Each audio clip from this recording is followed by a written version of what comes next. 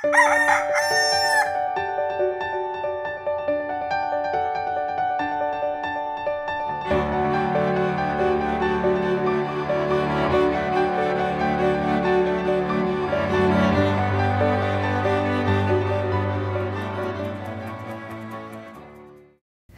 umaga mga kapamilya. Magkape at pandasal muna tayo. Ako si Risa Singson Kaupeng, Editor-in-Chief ng Kirigma Magazine. Kamakailan, nanggaling ako ng Jakarta, Indonesia upang magsalita sa isang singles retreat doon. Ang nakakagulat ay lahat ng miyembro ng aming komunidad doon ay puro Indonesians. Wala ni isang Pilipino. Kaya't kinailangang meron akong translator sa bahasa upang lahat ay makaintindi ng aking mensahe. Ang isang hinangaan ko sa aming komunidad doon ay ang simbolyo ng damdamin nila kapag sila'y nagpupuri sa Panginoon.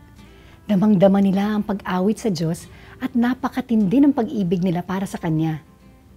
Naisip ko tuloy na dahil silang mga Kristiyano ang minorya sa isang bayang kinikilalang pinakamalaking Muslim na bansa sa mundo, lalong mahalaga sa kanila ang kanilang pananampalataya.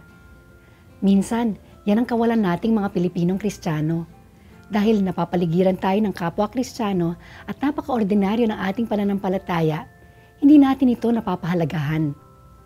Naway matuto tayo sa ating mga kapanalig mula sa ibang bansa at mahalin at pag-ingatan ang ating pananampalataya. Tayo manalangin.